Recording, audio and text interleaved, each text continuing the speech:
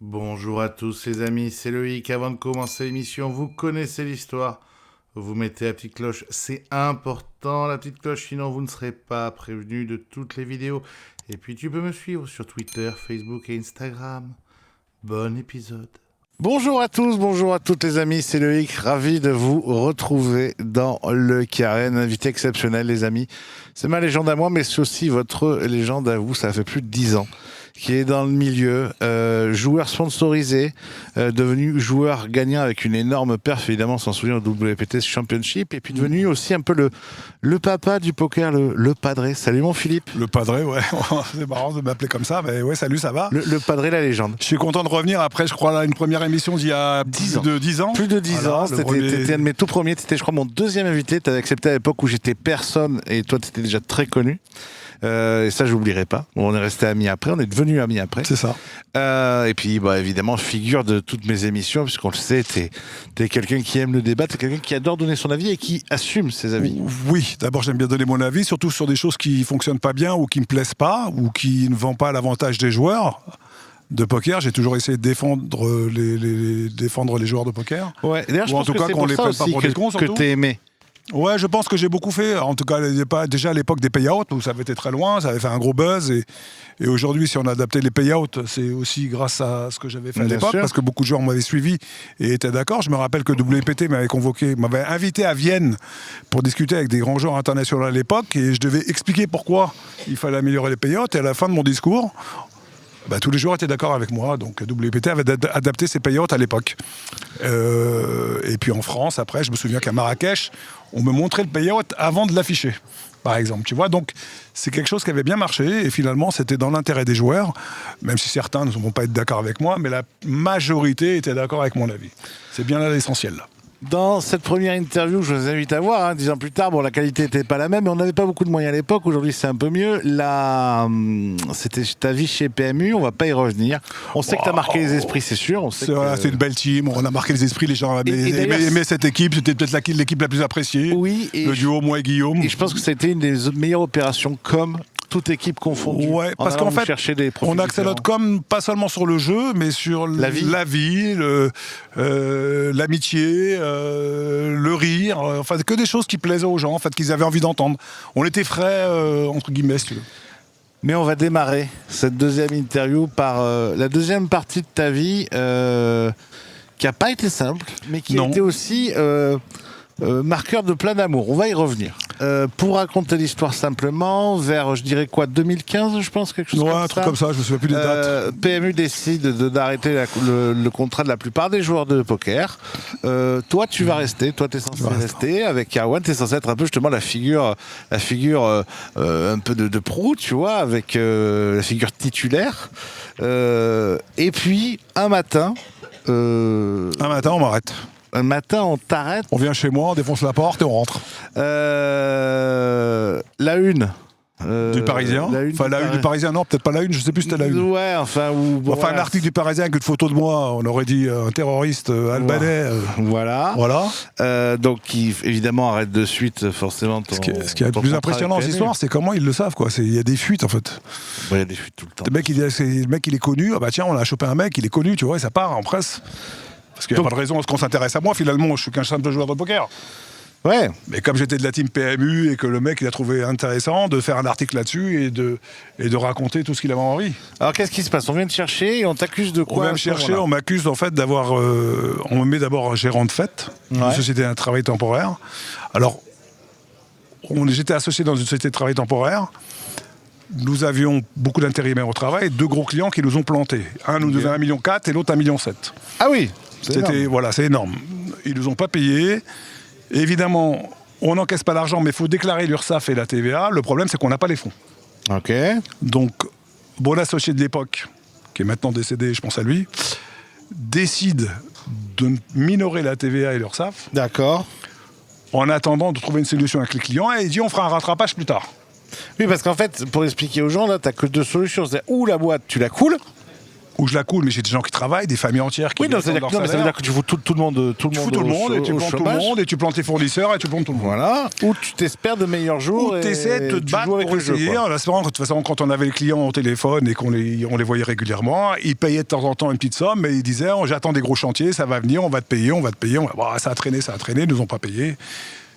Ils nous auraient peut-être payé un jour, en attendant l'URSSAF. Ouais. On a eu un contrôle de TVA et un contrôle l'URSSAF. Vu que les chiffres étaient minorés et qu'on faisait pas mal d'argent, ils ont porté plainte au pénal. Ok. Donc d'où cette arrestation quelques mois après. Ouais. Et je me retrouve en garde à vue pendant 48 heures à expliquer le pourquoi du comment, du pourquoi du comment. Ok. Je sors de la garde à vue et j'attends mon procès. Ok. Procès. 4 ans plus tard ou 5 ans plus tard, le procès. Ah oui. Oui, c'est beaucoup plus loin. Je crois que c'était fait arrêter en 2017 ou 2016 et le procès a eu lieu en 2000... Non, peut-être avant même. Non, ça doit être 2014, peut-être 2014 2015, et le procès a eu lieu en 2019. Un truc comme ça. Okay. Et donc là, j'essaie de me défendre. Mon associé aussi, enfin tout le monde passe à la barre. Et on explique les choses. Et finalement, le verdict, c'est un enferme, 1 an de sursis. Ok. Alors quand tu fais un enferme en France, moins de 2 ans, tu fais pas de prison. C'est quoi, c'est bracelet ? On adapte, on te met un bracelet, point final. Mais là, mon avocat me dit, Philippe, le dossier est vide. Donc il y a pas de charge contre toi. C'était déjà trop. Franchement, c'est trop. Okay. Parce que bon, on a expliqué les choses, là c'est un peu trop. Donc on va faire appel. Ok. On fait appel et bon, on attend la date de l'appel. En attendant, moi je décide de partir avec ma femme aux États-Unis, me lancer dans une nouvelle vie, parce que ça m'avait un peu fatigué tout ça, je voulais changer un peu d'air. Ouais. Et me voilà parti à Los Angeles, j'habite à Beverly Hills, et on décide de monter des boulangeries qui s'appellent La Tropézienne. Ok. Ça marche super bien, on s'installe, on est content, il fait beau, on joue au poker parce qu'il y a plein de poker à Los Angeles. On a des clients à la boulangerie, les studios cinéma, les Kardashian, Johnny Hallyday qui venait nous voir souvent. Okay. Bref, que du beau monde, plein de beaux clients, des acteurs, on commence à être connus. On gagne la première année le concours du meilleur croissant de Los Angeles. Ok. Donc une belle histoire, une belle aventure. On avance bien, on en ouvre 3. Et puis tout va, et un matin, comme tous les matins, je décide d'aller fumer devant ma boulangerie sur le trottoir. Et là, il y a une voiture de police américaine qui arrive en trombe et qui s'arrête devant moi. Ok. Ils vont où ? Parce que je ne m'attendais pas à ce que c'est pour moi. Ouais, bien sûr. Là, le mec, il vient vers moi, et je crois qu'il me demande un renseignement. Et il me dit Philippe Torza, je dis oui, et il met les menottes, et me voilà embarqué dans la voiture. Non, mais pourquoi ? ça déjà, c'est incroyable. Je lui demande pourquoi, il répond pas. Je suis dans la voiture, je lui dis on va, il répond pas, il répond à rien. Okay. On arrive au commissariat, ils font leur paperasse pendant une demi-heure et ils me disent Tonight you go to jail. Ce soir t'es en prison. Ce soir t'es en prison. Alors, c'était pas une vraie prison américaine, c'était un centre de rétention pour étrangers. Ok. Avant expulsion, on te met dans un centre de rétention un peu comme en France. Donc me voilà parti à 3 heures de Los Angeles, à 3 heures de route de Los Angeles. On est parti à 9h30 du soir, on arrivait à 1h30 du matin. Je me voilà dans un centre de rétention avec 99% de Mexicains. Personne ne sait où t'es, évidemment, dans ta famille. 6 lits par cellule. Et ta femme, tout ça, personne ne sait où t'es. Personne ne sait où t'es dans ta famille. Ah non. Oh, c'est incroyable. Personne ne sait où je suis, non, personne. Et moi, je sais pas, j'ai joué en personne. Okay. Donc me voilà, j'arrive là, je me mets à dormir, je suis mort de fatigue, je me mets à dormir. Le matin, je me lève, je prends mon café avec tout le monde.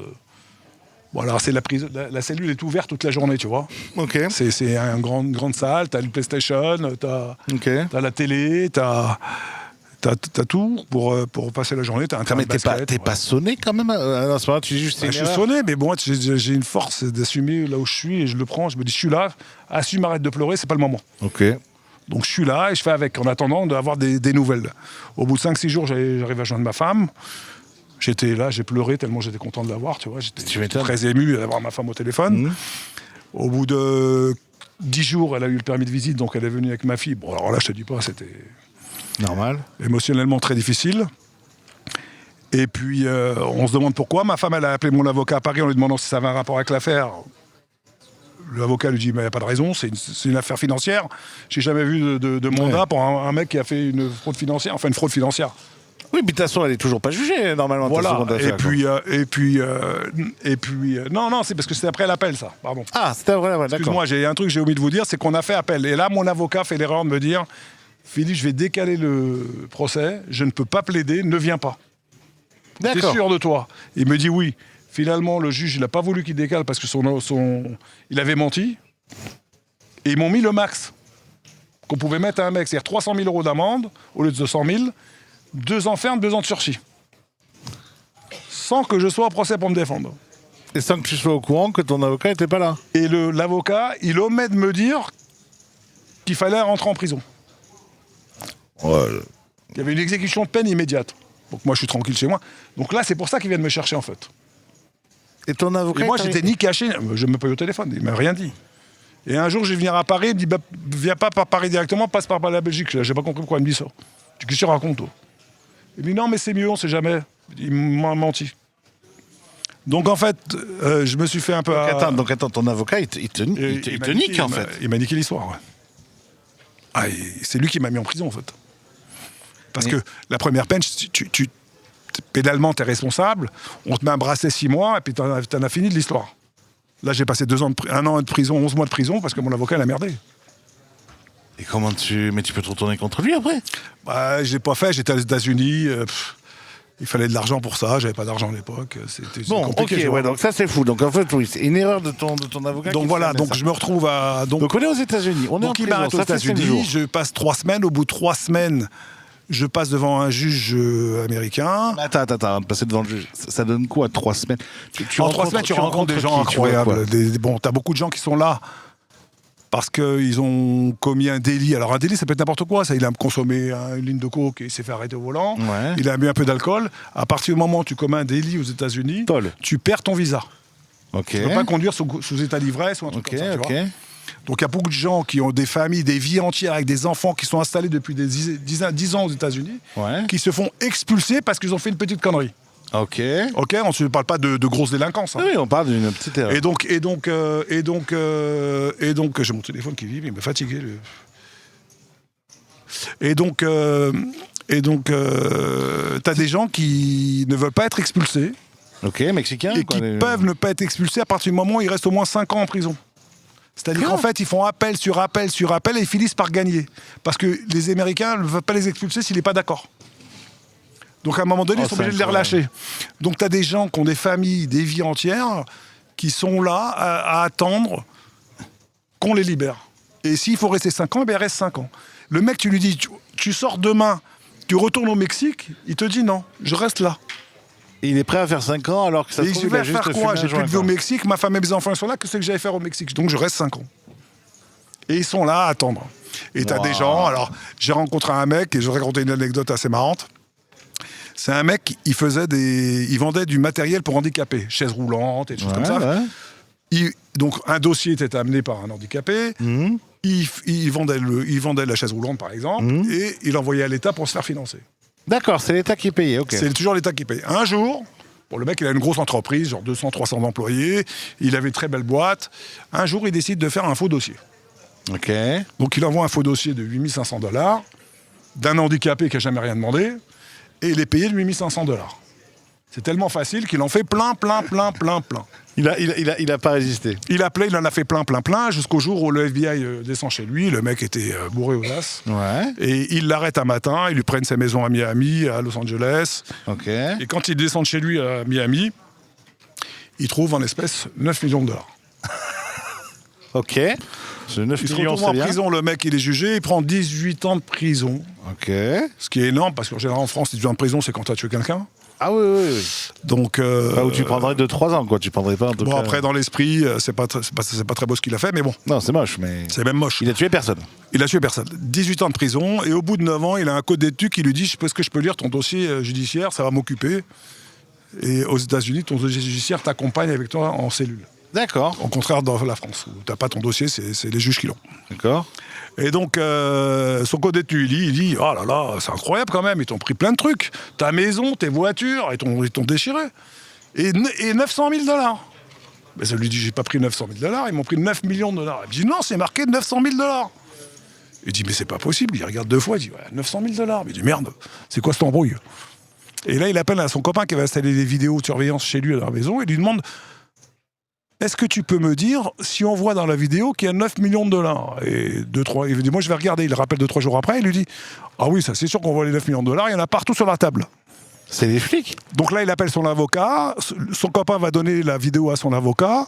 Son avocat constate le truc. Ils vont voir le juge et ils disent au juge, on a un problème. Vous avez marqué 900 000 $. Il y a ici, vous le voyez bien sur l'image, plusieurs millions de dollars. Où est passé cet argent? Le juge y constate. Il regarde, il réfléchit et lui dit, ouais, bon. Ce que je vais faire, c'est que je vais vous libérer des 9 ans qui vous restent parce que je ne peux pas vous rembourser 9 millions de $. Ah, il va même pas attaquer les autres flics. Rien, ils ont pris un accord tout de suite. Le mec a été libéré, pas sur le champ parce qu'il fallait le temps de faire les préparations et tout ça, mais il a gagné 9 ans de détention comme ça. Et toi, tu te retrouves avec lui qui est. Et lui, en fait, parce qu'en fait, quand tu sors de la prison, comme c'est un mec d'origine étrangère, Ouais. il passe aussi en centre de rétention avant d'être expulsé. D'accord, ok. Alors il va être expulsé, il va pas rester aux États-unis, Ouais. mais il est libéré. Et donc le mec, il a été libéré de 900 000 $. Tu gagnes 9 ans, c'est déjà bien. Ouais, il a gagné 9 ans. Bon, il a fait 9 ans quand même. C'est beaucoup. C'est beaucoup, mais bon, pour te dire que bon, il y a des détournements de fonds quand même. Ouais. C'est assez connu à Los Angeles, la police. Ouais, C'est assez connu. on n'est pas Donc, forcément très étonnés. voilà, donc je passe. Donc, bon, après, il y avait des cons, il y avait des pas cons. J'en pouvais plus de manger mexicain. Ils faisaient que ça, les mecs. Haricots rouges. Ah ouais. Donc voilà. Je passe devant le juge. Ouais. Au bout de 3 semaines. 3 ou 5 semaines, je m'as dit 3 semaines.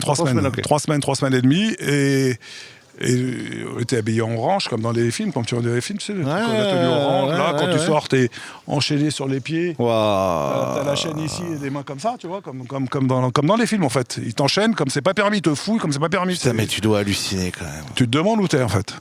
Et là, je passe devant la juge et elle me dit, je lui dis, est-ce que je peux payer une caution? Voilà, j'ai fait ci, ça. Moi, je suis prêt à rentrer en France s'il faut. Elle me dit, monsieur, je peux pas, je peux pas. Vous avez un mandat Interpol. Je dis quoi? Et elle me sort un mandat Interpol avec ma photo, comme tous les grands terroristes. Mais c'est fou. C'est hallucinant, c'est-à-dire. Hallucinant. Donc toi, elle me dit. Et toi, à ce moment-là, tu sais toujours pas en fait que ton avocat il a merdé lui. Non, non. C'est après qu'on comprend. Oh, c'est incroyable. Donc il y a un mandat Interpol. Là, elle me dit, monsieur Torza, c'est le Covid. On peut pas vous faire accompagner par des marshals, parce que normalement, quand tu expulses, ils te mettent un avion avec deux marshals Parce qu'à ce moment-là, qui t'accompagnent en plein Covid. Il commence, le Covid, c'est fini, ça a commencé. Soit votre femme, elle achète un billet, on vous accompagne dans l'avion, vous rentrez tout seul, et en France, on vous fait récupérer, quoi. Soit vous restez là, vous attendez que le Covid, il finisse. Non. Vous êtes gentil, vous êtes mignonne, ma femme, elle va acheter un billet, on va rentrer à Paris, j'ai qu'une envie, c'est de me barrer. Je rentre à Paris, ma femme achète mon avion, il m'escorte jusqu'au pied de l'avion enchaîné, comme je t'ai expliqué. J'arrive au bas de l'avion, il m'enlève mes chaînes et je monte par la passerelle. Là, je rentre dans l'avion, j'avais un siège, évidemment, comme c'est un truc spécial, ils me mettent au fond de l'avion. Les hôtesses super gentilles, agréables comme c'est pas possible. Ok. Et ils prennent mon passeport et ils le donnent au pilote. Ok. Bon, après ma femme, elle dit, j'espère que peut-être il va être libéré. Je dis, mais chérie, on m'a pas fait expulser des États-Unis pour me laisser rentrer à la maison. Oui, sans qu'il y ait des ça, flics c'est zéro chance, je lui ai dit, zéro sens. Ouais. Donc, je m'attends à aller en prison, tu vois. Donc, j'arrive à Paris, je passe devant un juge. Je passe d'abord au commissariat de Roissy. Ok. Et là, elle fait tout un dossier. Bon, j'attends 4-5 heures dans une cellule. Ça pue, c'est l'horreur. Ouais. Donc, le temps de lui expliquer, elle appelle le juge, elle me dit... j'essaie d'expliquer mon cas, que j'étais pas au courant, que j'avais déclaré que j'habitais aux États-Unis au fisc français, que j'avais déclaré au consulat mon adresse, qu'il fallait m'écrire et je serais venu. Il n'y avait pas besoin de venir me chercher comme ça. Et de tout foutre en l'air. Et là, elle m'a dit, écoutez, bon, je sais pas, moi, je vais appeler le juge, je verrai avec lui. J'attends encore 3 heures. Et je m'en vais, et elle vient me faire monter là-haut, son bureau, et elle me dit, le juge veut vous voir. Bon, bah, moi, je vais peut-être négocier avec le juge. Allons-y. Donc, je suis parti à Bobigny, là. Ouais. Dans le 3A, là. Ouais. Dans le 3A. Et j'attends 2 heures encore, dans une cellule avec, il n'y a pas de lit, il n'y a rien, c'est un truc en pierre. En pierre, tu vois. Ça pue la pisse comme c'est pas permis. Ouais. Et j'attends, et après, le juge me convoque. J'essaie de lui expliquer, écoute-moi, il m'écoute même pas. Pire, il me regarde même pas, le mec. Il me parle tête baissée. Et il me dit, monsieur Torza, j'ai rien à vous dire d'autre que vous allez en prison ce soir. J'ai dit, mais monsieur le juge, attendez, je vous dis, monsieur Torza, je ne veux pas vous savoir, vous allez en prison ce soir. Putain, mais c'est fou. Et il m'envoie à Fleury-Mérogis. Et là, il me dit, il est 5 heures d'après-midi, on va pas vous transférer avant minuit, vous allez attendre dans la cellule qui pue pendant 6 heures. Mais non, mais monsieur le juge, essayez de faire accélérer le truc, j'ai pas attendre dans ce trou à rats, je suis pas un rat quand même. J'ai tué personne. Elle me dit, mais ça dépend pas de moi, c'est les rotations. Et ben voilà, j'ai attendu 4 heures. Au bout de 4 heures, il est 11 heures du soir. J'arrive à Fleury-Mérogis vers minuit. Alors là, on te met dans les arrivants. D'accord. En fait, t'es tout seul en cellule. Ouais. T'as un oreiller. On te dit si tu veux des cigarettes et une machine à café, des conneries. Donc là, ils t'avancent. Et puis voilà. Et te voilà en cellule. Le matin, tu te lèves, tu te promènes 1 heure tout seul. Et tu rentres dans la cellule. Ok. Ok, bon, t'as la télé, t'as Canal et tout ça, ça aide à passer le temps quand même. Ok, ouais. Et en fait, ils te laissent 1 semaine aux arrivants pour juger socialement qui tu es. Ok. Quel caractère tu as et tout ça. Et une fois qu'ils ont décidé, ils te montent dans un étage qui correspond à peu près à toi. D'accord. Donc je suis monté à Fleury-Mérogis dans mon étage. L'avantage, c'est que j'étais tout seul dans ma cellule. J'ai jamais été avec personne. Putain. Et exprès ça ou c'est juste un coup de chance?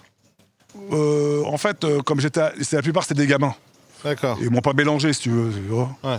Ok. Et donc, et puis en plus, ils voulaient me mettre dans le quartier VIP, je leur ai dit non. Parce qu'ils avaient vu que j'étais connu poker, ils avaient peur que les mecs me raquettent parce que j'avais soi-disant beaucoup d'argent. Okay. Tu vois. Et donc je leur ai dit non, j'ai pas envie moi d'aller au-dessus. Mais ce quartier VIP, ça change quoi? Hein? Quartier VIP, ça change quoi? Quartier VIP, c'est en fait, t'as ta cour à toi, t'as que des gens connus, et tout ça, tu vois. Des gens un peu connus. Oui, d'une manière ou d'une autre. Des noms, voilà, d'une manière ou d'une autre. Ça peut être un politique, ça peut être un flic, ça peut être n'importe quoi. Tu vois. Donc là, écoute, je suis en prison, je téléphone à ma femme et je lui explique que je suis en cellule pour 2 ans. Minimum. Bon, avec les remises de peine, ça va faire 1 an. C'est fou, c'est qu'en fait, là, c'est fou. C'est-à-dire que là, tu sais qu'il n'y a rien à négocier. Tu sais juste. Là, par contre, là, tu peux rien négocier. Là, par contre, tu es au courant que. Là, tu le sais que ton avocat a merdé, là. Oui, là, je sais, là. C'est sûr que je sais qu'il a merdé, là. Ma femme l'a appelé, l'a déchiré. Ouais, bon, qu'est-ce que je fasse? Bon, bref.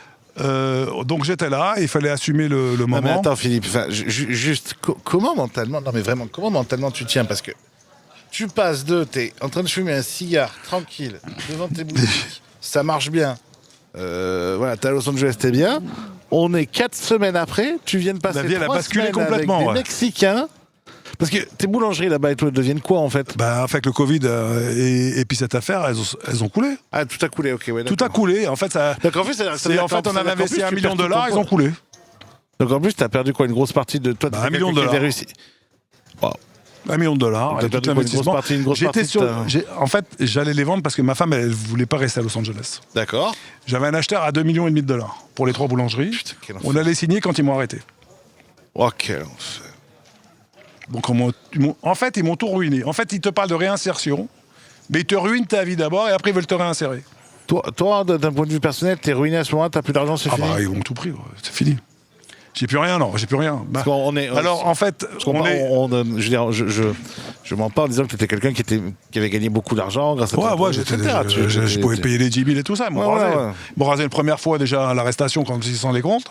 Ouais. Et ils m'ont rasé une deuxième fois à Los Angeles. Ils m'ont rasé 2 fois. D'accord? Et donc c'est difficile de s'en remettre, mais bon après tu dis bon t'y es, tu peux rien faire en fait. Ouais. Soit tu vas de l'avant et tu essaies de trouver des solutions pour que le temps il passe vite et que ça se passe le mieux possible, soit tu te mets à pleurer et tu coules. Alors c'est quoi 1 an de prison en France? 1 an de prison, alors tout dépend de comment tu le prends. Si tu le prends et que tu dis je vais essayer de trouver le meilleur qu'il y a en prison, ça passe facile. D'accord. Le meilleur, c'est quoi? C'est de participer à la vie sociale de la prison, travailler, faire du sport, lire, bouger. Alors, tu as ceux qui font le choix de faire ça et tu as ceux qui font le choix de rester enfermés toute la journée, qui sortent même pas à la récré. Okay. Ils restent 24h24 enfermés. Donc moi, j'ai fait le choix d'aller travailler. J'ai commencé à travailler dans la cantine. Je préparais les chariots pour la bouffe. Okay. Je distribuais la bouffe.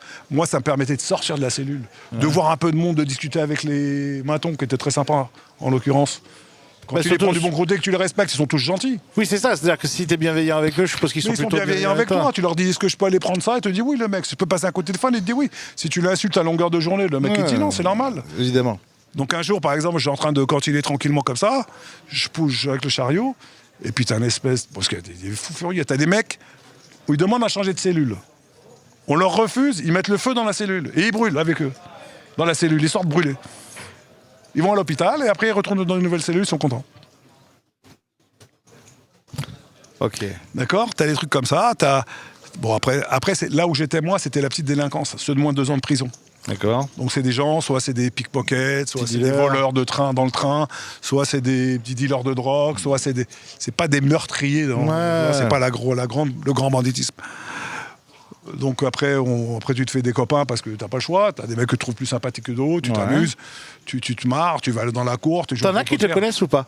T'en as qui jouent au poker et qui Alors savent non, qui t'es ou après pas? le bruit il a couru parce que c'est les matons qui m'ont reconnu en fait, qui ont su. Putain. Et là, il venait, il m'ouvre la cellule, regarde Winamax, mon t-shirt et tout ça, tu vois. D'accord, Et il ok. me disait, voilà, et après, il y en a qui venaient me demander des conseils parce qu'ils jouaient. Ah. Moi, je suis sur Winamax, mais qu'est-ce que t'en penses si j'ai fait ci, c'est ça ma main et tout ça. Parce qu'en cellule, pour comprendre, tu peux avoir. Est-ce que t'as. Je sais pas ce moment. T'as le droit d'avoir ton ordinateur, t'as le droit d'avoir un. Non, t'as pas le droit, t'as pas Internet et tout ça. D'accord. Après, il y a des mecs qui prennent des téléphones, c'est interdit. Oui, ok. Mais Non, tu peux encore la télé, tu disais Canal+. la des télé, choses comme Canal+, t'as la télé. Console de jeu. Console de trucs comme ça, console de jeu dans ta cellule. Non, comme ça ça c'est pour les grands délinquants, tu peux les acheter. D'accord, ok. Tu peux les commander. Tu peux D'accord, commander ok. le PlayStation si tu fais 15 ans de prison, tu vois. Ah oui, d'accord, ok. Après, pour 2 ans, tu vas pas chez le PlayStation, ou pour 1 an, tu vas pas le PlayStation. Ok. Donc une première fois, je fais tout de suite un appel pour essayer de sortir au bout de 4 mois. Je passe devant le juge et refuse. Là, je suis effondré. Il y a vraiment l'espoir qu'il me laisse sortir la première fois, tu vois. D'accord, Bon, ok. j'ai expliqué j'ai expliqué mon histoire, il a refusé. On est passé après au bout de 10 mois, et là, 10 mois, il a accepté de me laisser sortir. Et il m'a dit, avec tout ce que vous avez fait dans la prison, parce que je traduisais, Tu traduisais je traduisais tous ceux qui parlaient anglais, Ok. au moiton. J'écrivais les courriers pour tous les gens qui ne savaient pas écrire. Mais non. Et tout le monde à la cour venait, Philippe, tu peux m'aider à faire un courrier au juge? Et je leur faisais leur courrier, à tous. J'allais aider, je donnais à manger à ceux qui n'avaient pas les moyens. Ok. D'acheter à manger. J'allais chercher un peu de chez moi, un peu de partout. Quand il y avait un mec qui arrivait, on leur donnait des pâtes, du pain, on leur donnait des œufs, pour qu'ils puissent se faire à manger. Putain, T'avais la cantine, mais de l'eau, par exemple, des bouteilles d'eau, tu vois. Si t'as pas les moyens de les acheter, tu cantines pas, t'as pas d'eau, tu bois l'eau du robinet. On leur filait des bouteilles d'eau, on leur filait des couvertures. Quand ils n'avaient pas de vêtements, on leur filait des vêtements, parce que quand les mecs ils partaient, ils laissaient leurs vêtements, on les passait au lavage et on leur filait les vêtements là propres pour que les mecs ils puissent s'habiller, parce qu'il y en a qui arrivaient à écrire. Il y a une misère pas possible en prison. Ouais. Il y a une misère pas possible. Et puis après, le juge, il me disait, bon, on va vous laisser sortir, franchement, vous allez manquer à la prison. Vous les avez beaucoup aidés. Donc, La prison n'est pas te manquer quand même. voilà, non. Alors après, je suis sorti, alors, je crois que c'est peut-être... J'ai passé mon temps à faire du sport, à travailler, à lire, à regarder la télé. Donc on pouvait pas avoir le foot parce qu'on n'avait que Canal+, mais c'était sur Bein et tout ça. Ouais. On écoutait sur l'équipe, tu vois, les matchs. Et puis ça hurlait, quand il y avait eu du PSG, ça hurlait dans la prison. C'était marrant. Et puis ça m'a aidé à passer le temps et j'ai pris les choses du bon côté. Franchement, je l'ai fait sur une jambe. Ok. La prison, j'ai eu des coups de blues. En fait, ce qui m'a manqué le plus, c'est ma famille. Ouais. Et pire encore, comme c'était le Covid, on ne pouvait pas les prendre dans les bras. Ouais. Parce que normalement, tu peux prendre ta famille dans les bras, tu es dans un parloir, tu les enlaces, tu les fais des... Là, rien, pendant 1 an, j'ai embrassé ma femme, je n'ai pas pris dans mes bras ma fille. C'est ça qui m'a fait le plus, qui m'a foutu le plus les boules. C'est là que ça a été le plus dur.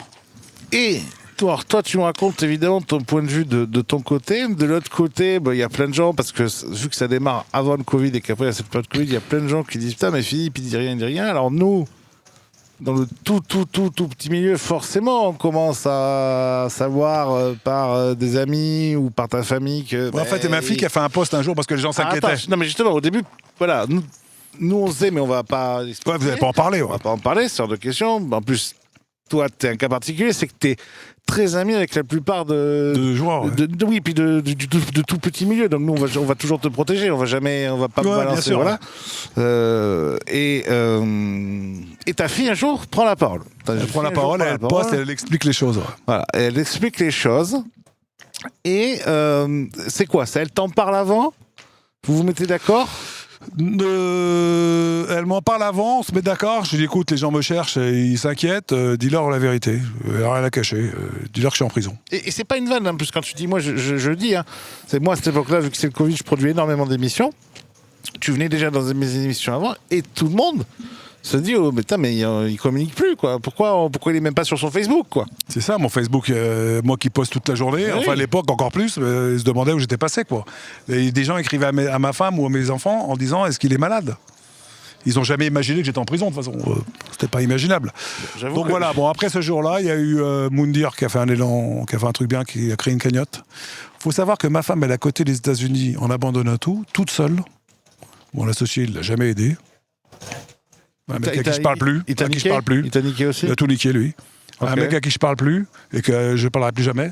Ok. Il a laissé tomber ma femme, ma fille, alors que j'aurais espéré qu'au moins il les aide, il les accompagne. Tu peux donner son nom ici, moi je m'en fous. Hein. Et donc, non, je vais pas donner son nom parce que ça a aucun intérêt. Ok. Et ma femme, il a fait qu'elle déménage, qu'elle arrive à Paris, pratiquement sans argent. Elle avait 3-4 000 $, qu'elle prenne un appartement, il y a eu ses parents qui l'ont aidé, qu'elle trouve un appartement, qu'elle rescolarise ma fille, qu'elle refasse une vie ici, et moi je suis en prison. Elle s'est battue comme une lionne, ma femme, mais comme une lionne. Comme une lionne. Sans s'effondrer, même si elle avait des coups de blues, elle s'est battue comme une lionne. Et donc, elle n'avait pas de travail. Elle ne travaillait pas, ma femme, c'est moi qui travaillais. Elle n'avait pas de ressources, elle n'avait pas de rentrée, elle n'avait rien. Donc c'est ses parents qui l'aidaient à faire les courses, mes filles, mes enfants, et tout ça. Et Moundir a fait une cagnotte.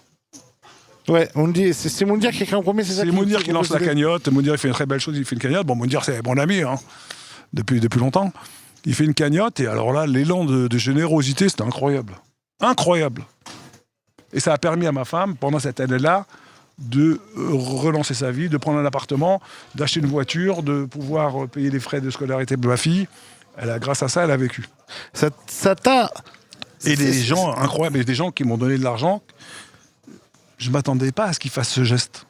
Ça t'a étonné? Beaucoup, oui. Autant, beaucoup. On parle d'une belle somme quand même, pour plus de 20 000 euros. Je me rappelle plus, c'est plus de 20 000 euros, sans compter ce qu'on donnait. Et Roger, il a donné souvent à ma femme, il l'appelait en privé, il lui donnait 300, 400 euros. Il y a des gens comme Florence Alérin qui appelait ma femme et qui lui disait « Tous les mois, je te donne de l'argent, mais c'est pas pour que tu manges, c'est pour que tu te fasses belle et que tu te sentes femme. Tu vas chez le manicure, chez le coiffeur. » C'est extraordinaire. Oui, Parce parce que... et dans le poker, il y a beaucoup de gens bien. Beaucoup. Après, ça dit aussi beaucoup de ce que toi, tu représentais pour le milieu du poker. C'est-à-dire qu'il y a quand même deux choses qui se passent. La première, c'est que quand elle annonce ça, forcément, il y a cet élan de générosité. Et en plus, je ne sais pas comment toi, tu l'as senti, mais je sais comment moi, personnellement, vis-à-vis de toi et d'autres aussi, on l'a fait à partir du moment où tu reviens dans le milieu. C'est que on t'oblige pas à en parler, t'en parles si t'as envie, et rien n'a changé, tu reviens tout de suite, quoi. Comme si c'était avant. Voilà, il n'y a pas de, Et puis les gens, à part quelques-uns qui ont fait des allusions dans le dos, ça, il y en a toujours. C'est un délire, t'es en prison, tu vas pas le prendre parce qu'il est en prison. T'as toujours des mecs comme ça. T'as eu ça un peu quand même? Bah oui, quand j'ai travaillé à Capo, il y en a qui sont venus le voir. Tu vois? T'as toujours des gens qui sont par jalousie ou par des trucs qui connaissent rien à rien, qui jugent juste sur le fait que t'es en prison, tu vois. Donc après, le jour où je sors de prison et qu'on m'annonce, je passe une deuxième fois devant le juge et qu'il me dit, voilà, c'est fini. Vous êtes fini, on va vous laisser le bracelet pendant quelques temps.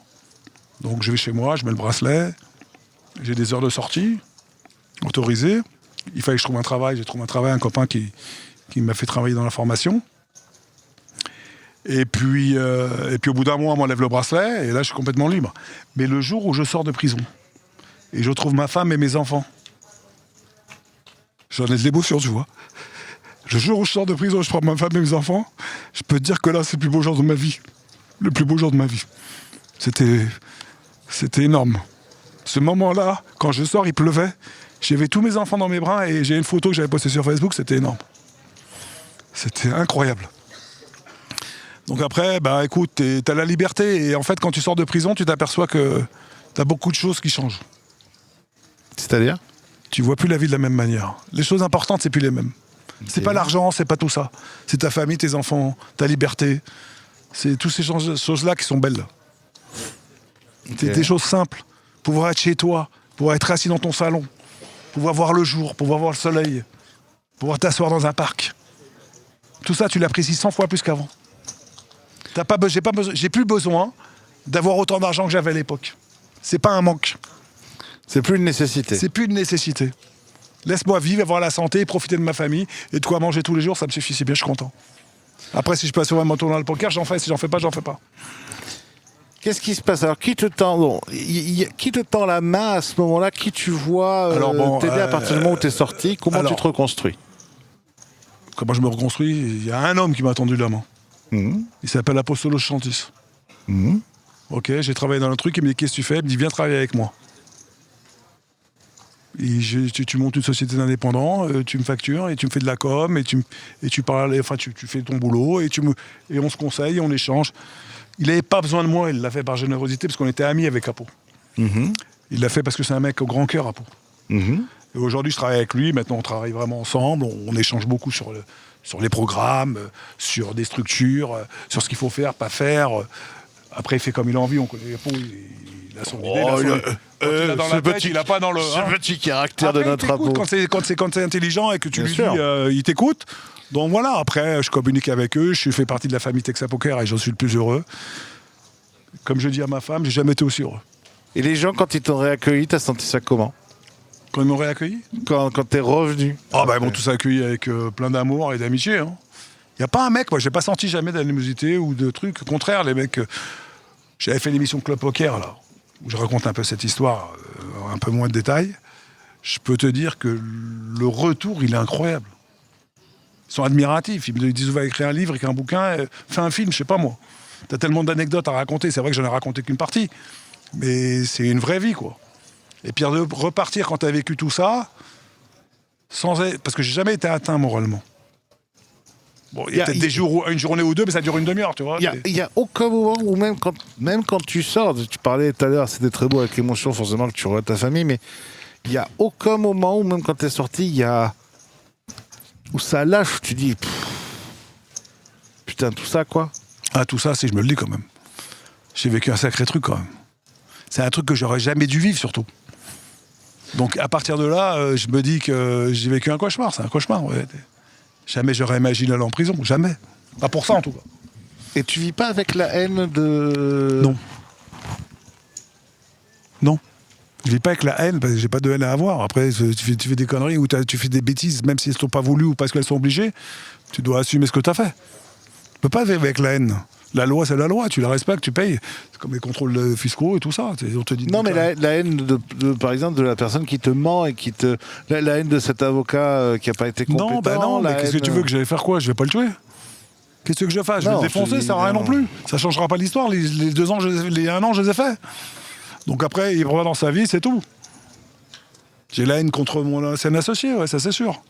Mais c'est une haine que je vais garder pour moi. Je vais rien faire contre lui et je vais pas, tu vois. Je vais même pas donner son nom.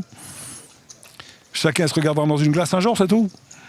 C'est quoi la différence entre le Philippe Torza avant qu'il rentre en prison et le Philippe Torza quand il est sorti? Il a mûri, Philippe Torza, il a changé de vision. Il essaye d'être un peu plus terre à terre, plus famille, plus... tu vois, des choses importantes de la vie, quoi. Les amis, la famille, tout ça. Les bons moments autour d'une table, ça suffit, tu vois. Alors qu'avant, ça n'avait rien à foutre. C'est vrai que tu profitais moins avant, parce qu'avant, tout allait tellement vite. Tellement vite, ça allait bien, tout était bien, je partais, je jouais, je flambais, c'était facile. Aujourd'hui, tu profitais pas, tu vois. Tu me disais, viens à l'anniversaire. Je te dis, non, j'ai un tournoi. Là, tu me dis, viens à l'anniversaire, je vais à l'anniversaire. Oui, pour moi, ça attendra, bien sûr. Parce que les petits-enfants, les enfants, tout ça, ça aide à grandir un peu, à mûrir en tout cas. Bon, donc j'ai fini cette histoire, et puis voilà, maintenant, c'est des choses qu'on a oubliées. Sauf que de temps en temps, quand je vois un film à la télé avec une prison, tout ça, j'ai un truc qui me monte, tu vois. Où je vois une image de prison, ça me monte, parce que surtout pas y retourner, quoi. Je sais que oui, il y a une part de toi qui est restée là-bas, quoi. Oui, t'as un truc qui te sert comme ça, qui te donne un coup d'angoisse. Il y a des histoires qui t'ont touché d'ailleurs dans l'année où t'es resté en... Ah bah t'as des gens, ah bon, après tu t'aperçois en prison que même s'ils sont voleurs, même si... des fois ils ont pas le choix. Ils ont rien, les mecs. Après s'ils volent pas, ils mangent pas. D'accord, il y a des mecs, il y a des cons, ils font de la délinquance pour de la délinquance, et il y a des mecs qui font ça pour vivre. Et plutôt que de les aider à revenir sur le bon chemin et tout ça, on les enterre en prison en fait. On les matraque, on en parle mal, on les respecte pas. Et puis on les rebalance dans la rue du jour au lendemain parce qu'elle a fini sa peine, mais le mec il revient. T'as des mecs qui sont revenus. J'ai rencontré un mec, il avait 41 ans, il a fait 27 ans de prison. Oh la vache. Mais tu peux t'imaginer ça? 27 ans de prison, 41 ans. Oui, il a que ça, quoi. Il a fait que ça, mais il me dit j'ai pas le choix, dès que je sors. Il y en a qui rentrent en prison l'hiver parce qu'ils n'ont pas où dormir. Il fait froid dehors. T'as des mecs qui vont faire un délit pour rentrer en prison.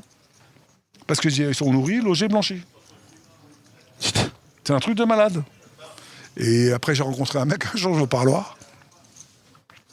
Et je vois un mec de Martinique ou je sais pas quoi. Il avait tué son associé. Ok. Il a pris 18 ans ferme. Ok. Il est arrivé au bout des 18 ans. Ah ouais. Donc quand il C'est-à-dire qu'il n'a même pas eu de remise de peine. Lui, il a fait ses 18 ans. Et ouais, enfin, il est arrivé au bout de sa peine. Je sais pas s'il en a fait 18 ou il en a fait 12. Il a dû en faire 12, je pense. Ok. Et là, on va au parloir ensemble. Bon, on discute. Et il me dit, tu vas voir qui? Je vais voir ma femme, elle est là. Il me dit, tu vas voir qui? Je vais voir ma femme et mes enfants. Ah, j'ai à quel âge ils ont tes enfants? Il me dit 2 ans. Hein? Et comment ça, 2 ans? Mais t'avais pas 12 ans que t'es en prison? Il me dit, si. Je dis, mais comment t'as fait? Il me dit, j'avais un iPhone. J'ai dragué sur Tinder. J'ai rencontré une fille, on est tombé amoureux. Je l'ai épousée et j'ai fait des enfants au parloir. C'est pas énorme? Incroyable. Et il a 2 enfants, et il allait sortir là. 2 enfants super mignons, avec une femme, et il raconte toute son histoire, il l'a construit en prison, le mec. Nouvelle vie, mais à partir de la prison. Nouvelle vie, il a tout construit à partir de... Bon, le téléphone portable, c'est interdit en prison. Mais bon, ce qui manquait le plus, c'est d'appeler sa femme et ses enfants. Alors, un jour, au bout de 6 mois, il nous installe des cabines téléphoniques personnelles dans la prison. Dans la cellule. Ok. Oh là là, quel bonheur. Tu peux appeler ta femme le soir, le matin, le minuit. Ah, ça, c'est un vrai bonheur.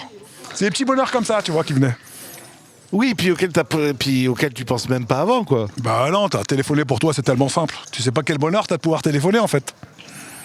Donc voilà, t'as plein d'anecdotes incroyables, mais voilà, quoi. C'est fou. C'est fou. Maintenant, c'est quoi ta place pour l'avenir dans le poker? T'es quoi? T'es le repère? T'es le mentor? C'est garder comme ça, travailler avec Texas Poker, les aider à développer, les accompagner dans de nouveaux projets, de communiquer pour eux et de rester. C'est très bien comme ça, j'ai pas besoin de plus. Tu sais qu'il y a un truc, c'est que je pense que quand je t'ai connu, t'aurais pas forcément misé le fait que tu restes toute ta vie dans le milieu du poker parce que tu faisais plein de choses.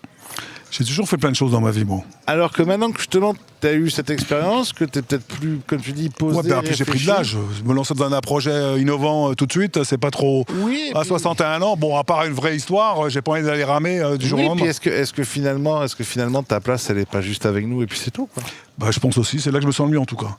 En fait, dans le monde du jeu, je me sens bien. Bon, à part ça, je travaille avec une société qui vend des logiciels de jeu. Ouais. D'accord. Et donc, on essaie de développer parce qu'on parle de marché, de casino online.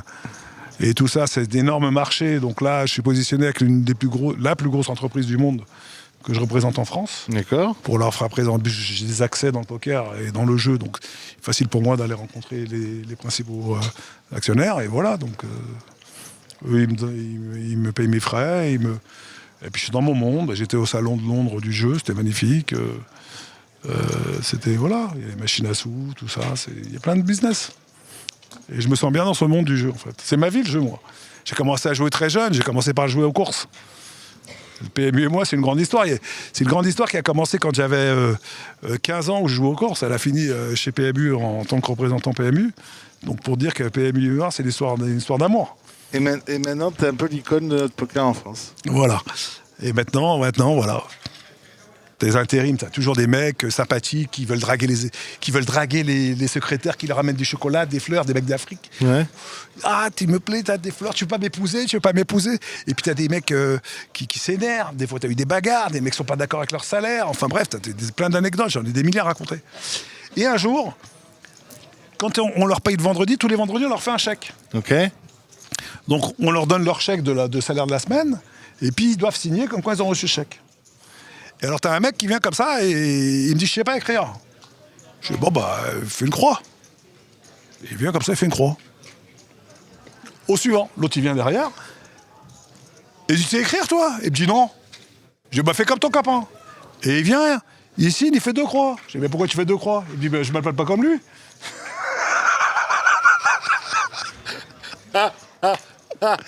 Et le mec avait de l'humour, il avait fait exprès, c'était trop sympathique. C'était très bon. Mais c'était très bon, ouais. Donc voilà, on avait plein d'histoires sympathiques. C'était. Tu penses pas pour le coup écrire un livre? Pardon? Écrire un livre? Bon, mes filles, elles arrêtent pas de me le dire. Mes filles, papa, écrire un livre, tu nous racontes tellement d'histoires, écrire un livre, faire quelque chose. Bon, c'est pas comme si un ami. Écrire un livre, ouais, écrire un livre. C'est pas comme si toi et moi, on avait un ami en commun qui était devenu un best-seller du polar. Ben, on en a un bon, ouais, pour ça, ouais. Ouais, on en a Alexis, ouais. Ouais, il suffit que quelqu'un qui se mette à l'écrire et puis que je me mette à raconter toute ma vie de A à Z, parce qu'elle est croustillante dès l'âge de 14 ans, ma vie. J'ai travaillé beaucoup, j'ai fait de l'argent vite.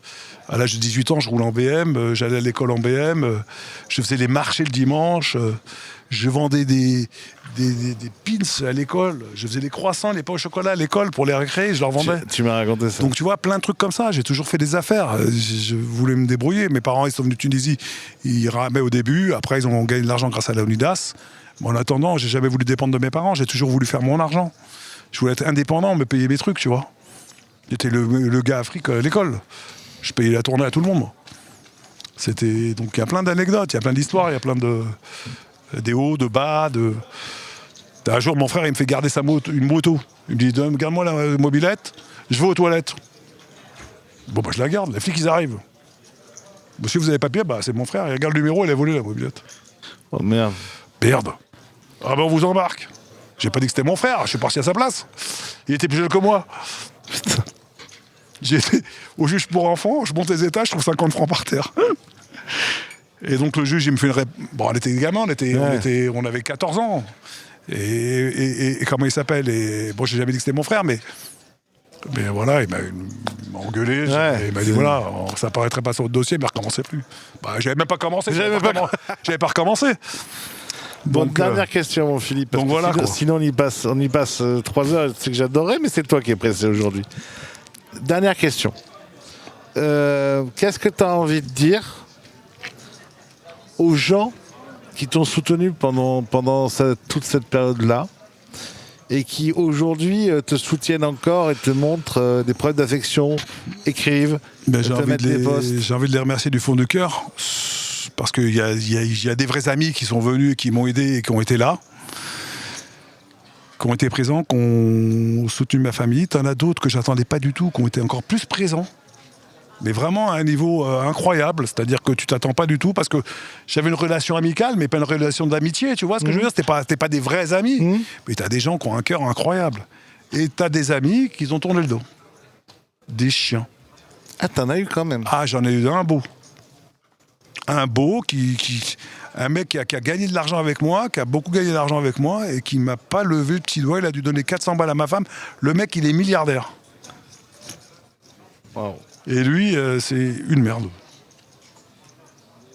Mais bon, enfin bref. De toute façon, je le côtoie plus beaucoup. Je vois, il dit bonjour, je dis bonjour, c'est tout, ça va pas plus loin. Mais pour tous ceux qui t'ont... Mais pour tous ceux-là, je les aime du fond du cœur. Et sans eux, je pense qu'ils nous ont sauvés quelque part. Ils nous ont aidés à tenir, à survivre, le temps de vivre. Voilà la fin de l'histoire. C'était beau ça pour conclure. C'est bien pour conclure, hein. C'est une belle phrase. Hein. Merci mon ami. Merci à toi surtout. On se retrouve très vite. Salut tout le monde. Bye bye. Ciao.